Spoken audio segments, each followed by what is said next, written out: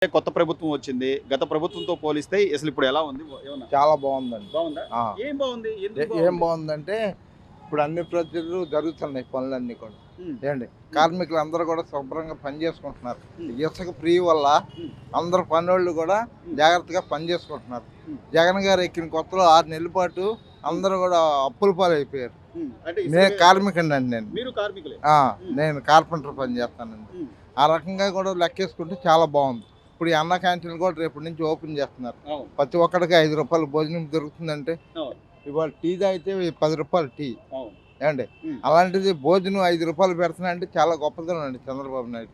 మరి గతంలో ఉన్న ఒక మాజీ వైసీపీ ఎమ్మెల్యే అసలు అది వేస్ట్ అన్నా క్యాంటీన్లు పెద్ద ఆర్పాటంగా చెప్తున్నారు కానీ అక్కడ కేవలం అడుగు తినే వాళ్ళు తింటారు తప్ప సామాన్యుడు వెళ్ళి తినడు అని చెప్పి ప్రతి ఒక్కడు తింటున్నాడండి ఇవాళ. ప్రతి ఒక్కడు కూడా పోయిన సంవత్సరం కూడా అప్పుడు 5 ఏళ్ళ నాడు కూడా అందరూ కూడా మిడిల్ క్లాస్ వాళ్ళు కూడా వెళ్ళి భోంచేశారు అక్కడ. ఇప్పుడు సాధారణంగా సార్ ఇప్పుడు అన్నా క్యాంటీన్లో పెట్టే సాంబార్ భోజనం కానీ లేకపోతే ఏదైనా కానీ పప్పు అవసరం.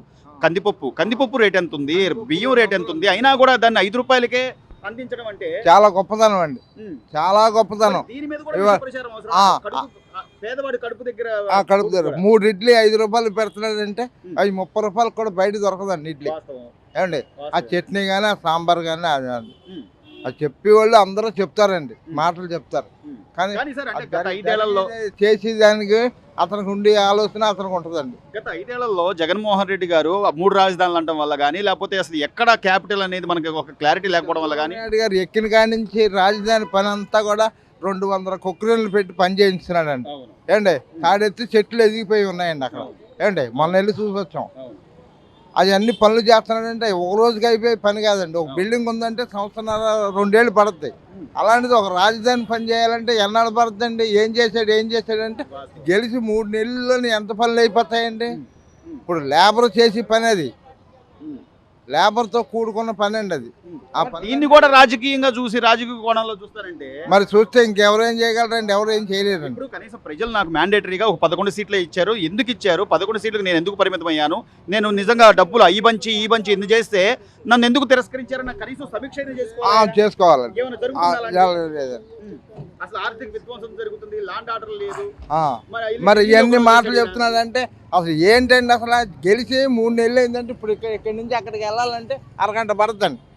అండి అలా రాజకీయం చేయాలంటే ఒక ఇంట్లో చక్క పెట్టుకోవడమే చాలా కష్టం అండి. ఏ కుటుంబానికి ఆ కుటుంబం ఒక రాజధాని చేసుకురావాలంటే మరి టైం పట్టదండి. 3 నెలల్లోనే ఏమైపోద్దండి. మీకు తెలుసు సార్, మీరు ఒక భవన నిర్మాణానికి సంబంధించిన రాడ్ బెండర్ అంటున్నారు కాబట్టి ఒక కూలీ ఇసుక ఉచితంగా దొరికితే ఒక సాధారణ వ్యక్తి ఇల్లు కట్టుకుంటే దాని మీద ఒక టాపీ పని వాళ్ళని కానీ, రాడ్ బెండింగ్ పని వాళ్ళని కానీ, ఎలక్ట్రీషియన్లని కానీ, ప్లంబర్లని, ఇలా ఎంతో మంది మొత్తం 15 మంది 20 మంది ఉంటారండి బిల్డింగ్ లో. అండి టైల్స్ తోడు కానీ పెయింట్ అవును, వీళ్ళందరూ కూడా పనులు నడుస్తున్నాయండి ఇప్పుడు. అండ్ అందరూ కూడా చాలా బాగున్నారు. చంద్రబాబు నాయుడు ఇక్కడ అన్ని విధాలు కూడా బాగుందండి. కానీ సార్ చివరగా అంటే రాష్ట్రం అప్పుల పాలైపోయింది. గతంలో మనం లోటు బడ్జెట్లో రాష్ట్ర విభజన జరిగింది. తర్వాత చంద్రబాబు నాయుడు గారు అమరావతి రాజధాని తర్వాత అక్కడ నిర్మాణాలకు కానీ ఏదైనా కానీ కొన్ని కోట్లు ఖర్చు అయింది, అప్పుల పాలయ్యాం. తర్వాత జగన్మోహన్ రెడ్డి గారు వచ్చాక మళ్ళీ దాన్ని డబల్ చేశారు. నేను బటన్ నొక్కాను, డబ్బులు పంచానని చెప్పి ఇప్పుడు పూర్తిగా బాగా అప్పుల్లో కూరుకుపోయాం. మరి చంద్రబాబు నాయుడు గారు ఇవన్నీ కూడా సరి చేసుకుంటూ సంపద సృష్టించి ఉద్యోగాలు, పరిశ్రమలు తీసుకొస్తారు అనే నమ్మకం ఉందా సార్? ఉందండి, ఉంది. మొన్న నెలలో కూడా పెన్షన్ కూడా 3000 కాదు 1000 రూపాయలు కలిపి 4000 రూపాయలు ఫస్ట్ తారీఖున పొద్దున్నే 6 గంటల ఇచ్చాడు. ఇవ్వలేడు అని చెప్పారండి. ఇచ్చాడు కదండి, అవదని చెప్పాడు. మరి ఇచ్చాడు కదండి. కింద నెలలో ఇచ్చాడు, ఈ నెలలో ఇచ్చాడు. అవునండి, అన్ని పనులు చేస్తున్నాడు కదండి. ఇంకా చేయగలడు. అనుభవం గురించి 3 సార్లు గెలిచిన్నాడు కాబట్టి చేయగలడండి. చంద్రబాబు నాయుడు రూపాయి ఆశించకుండా చేయగలడండి పనులు. అదండి మీరు యువకుల సర్కిల్లో కనీసం పండగ వస్తుంది అన్నా లేకపోతే ఏదైనా ఒక ఇంట్లో శుభకార్యాలన్నా రూపాయి మన దగ్గర ఆదా చేసుకునే అవకాశాలు లేకుండా కొంత అప్పుల పాలైపోయిన పరిస్థితి. అంటే ప్రజలకు సరిగా కరెక్ట్గా అంటే క్రమం తప్పకుండా అవకాశాలు లేవు, పనులు లేవు. భవన నిర్మాణ కార్మికులు 2 రోజులు వెళ్తే 4 రోజులు ఖాళీగా ఉందామనేవాళ్ళు, ఏ వర్గమైనా సరే. మరి జగన్మోహన్ రెడ్డి గారు నేను వస్తాను, నేను ఉన్నాను, నాకు ఒక అవకాశం ఇవ్వండి అన్న ఆయన 5 ఏళ్ళు ఏం చేశారంటారు? ఏం చేయలేదండి. ఆయన చేసిందల్లా కూడా సంక్షేమ పథకాలు, మనుషుల్ని బతకం పెంచుతుంది. అప్పటి నుంచి ఏం చేయలేదండి. సంక్షేమ పథకాలు ఈ అమ్మఒళ్ళు అవి వేసి ఉమ్. దానికి మనుషుల్లో ఒక బద్ధకం తెచ్చి ఉమ్. నిరుద్యోగులుగా చేసాడు, కానీ ఆయన ఏం చేసిందేం లేదు. పోనీ ఈ అన్నా క్యాంటీన్లో లేకపోతే సాధారణంగా సామాన్యులకు అందుబాటులో ఉండే ఒక 5 రూపాయలు పెడితే భోజనం దాన్ని ఎందుకు ఆపేశాడు సార్? దానివల్ల లాభం ఉందా ఆయనకి? ఆయనకి లాభం కలిసి వచ్చింది ఏమి లేదండి. కేవలం చంద్రబాబు నాయుడు చేసిన సంక్షేమంలో ఏమేమి ఉంటాకి వెళ్ళేదనేసి చేసిందే ఆయన కాబట్టి పేరు వచ్చేసి పేరు వచ్చేసిద్ది అనేది తప్పనించి ఇంకేమీ లేదు. పోనీ మరి జనాలకి ఇప్పుడు మంచి జరుగుద్ది అంటే నువ్వు కూడా చేయొచ్చు, నీకు పేరు వచ్చుద్ది. ఇప్పుడు నువ్వు దాని పేరు మారుస్తావు. జగనన్న క్యాంటీన్ ఆయన రంగులు మార్చలేదా, పేర్లు మార్చలేదా? ఏం జరగలేదా సార్ గతంలో మరి?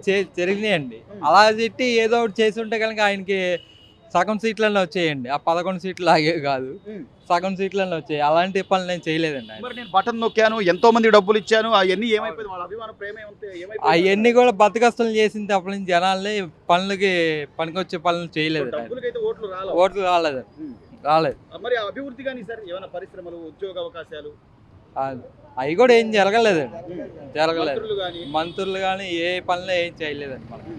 మరి అంటే ఈ 4-5 ఏళ్ళు సరే అయిపోయింది, ప్రజలు నిన్ను తిరస్కరించారు, 11 సీట్లు ఇచ్చారు. ఇప్పటికైనా నువ్వు సమీక్ష చేసుకోకుండా అసలు ఆర్థిక విధ్వంసం జరుగుతుంది, అరాచకంగా ఉంది, లాండ్ ఆర్డర్ లేదు అంటే మీరు నమ్ముతారా? మేము నమ్మమండి. సాధారణ వ్యక్తులు ఇప్పుడు ఢిల్లీ వెళ్ళినా ఎక్కడికి వెళ్ళినా సరే జనాలు నమ్మే పరిస్థితిలో లేరు.